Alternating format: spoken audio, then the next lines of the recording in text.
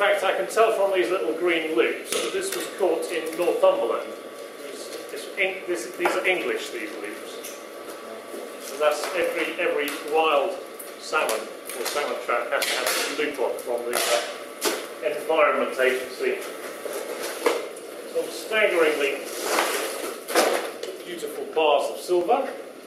And I will now do my best to do justice to them.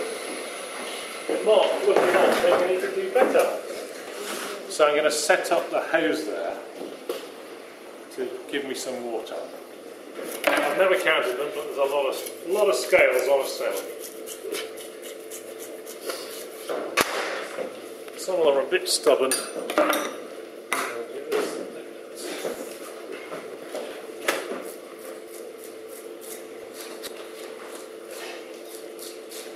Right. Scaling complete. Okay, next we are going to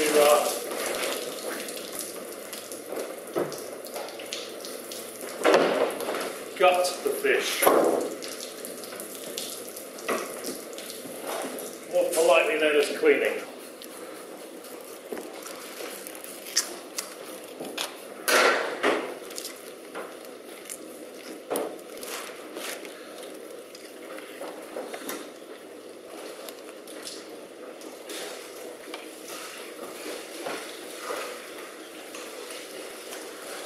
Now there's one very valuable little bit of this which we retain.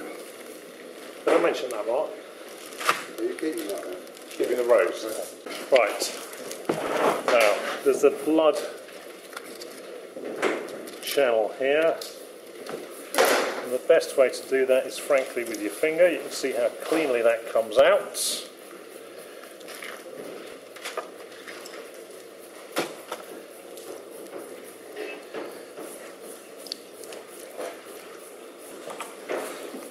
Head is all fairly clean. Now I'm going to get some water.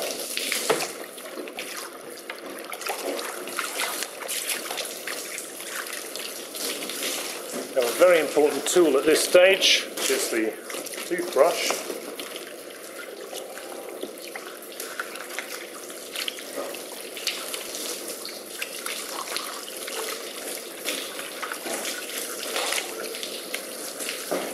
And that is good. We sell a fish like this, whole, okay? We also stake it down here and have a tail piece, which will serve two people. That's a beautiful piece of fish there, or pairs of steaks. Or we fillet it, and I'm going to fillet this salmon. And the anatomy of a salmon is a bit different from most other fish, even round fish like this, because it has very modest bones at the top here, which don't give you a good guide as you're filleting it. So I'm telling you all this because I'm a bit worried I'm going to screw it up. Alright? That said, let's get on with it.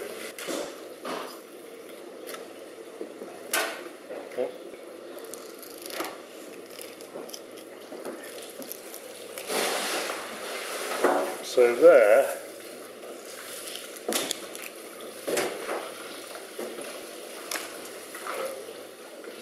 That's the first, most difficult bit done. Okay? The bones will now guide me into the next bit.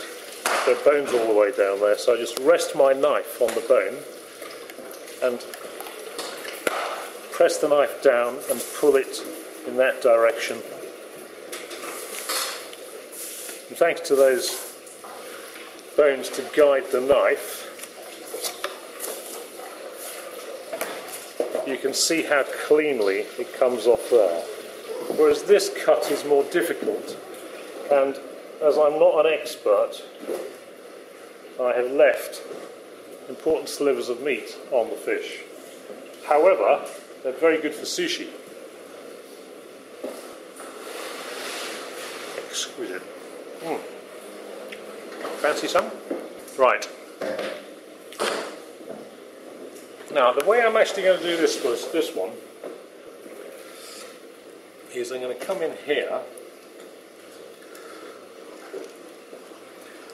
which makes it easier to use these bones to guide my knife. Mark's looking on aghast because only a really hick filleter does this. But he's not the star of the film. So the structure of the fish is great big backbone down there, fairly sizable bones up here, but they don't extend all the way up to the roof of the fish, which makes the salmon a bit more difficult than, say, a cod, which looks like the same shape, but the anatomy is quite different.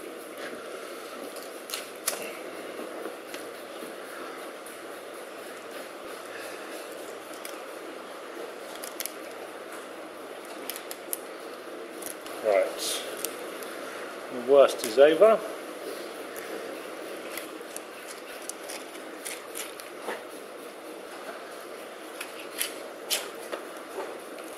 One salmon skeleton with rather more flesh left on it from that first cut on this side than I would have liked. So here are the two fillets. I'm now going to trim the fillets and pin bone them. It means the eventual diner doesn't have any bones in their fish. So trim that fin mounting off. Let's clean up that bit there. Turn it round. Take off this fin mounting. That may not be the biological term.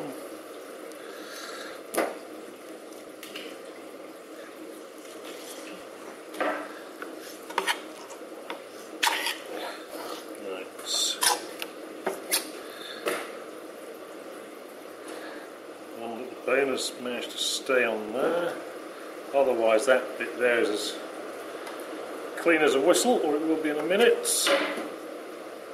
Right. Voila, ready for pin boning. I'm now going to get my boning pliers. Have a bit of water at this stage.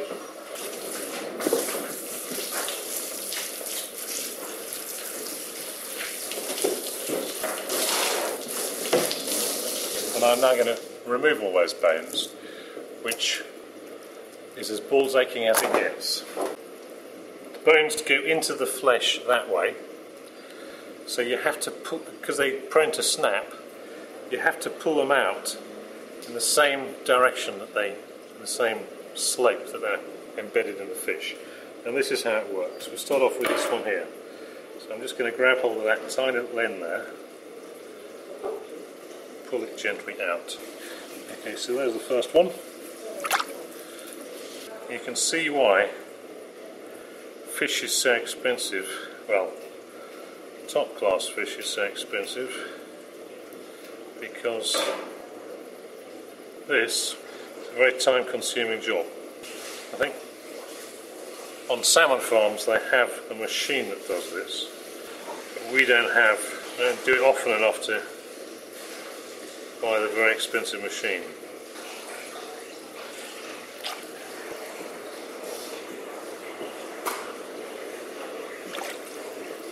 Right, that's the last one. Hallelujah. That's the last one at that end. I left in a few here. Quite big ones at the front. Right, if you can find a bone in there, I'll lift my hat. Trim up the front.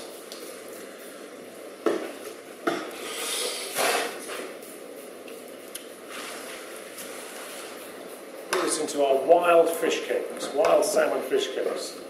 So that bit goes. Okay. That's a nice piece of fish. So that's the Fish Society boneless wild salmon portion.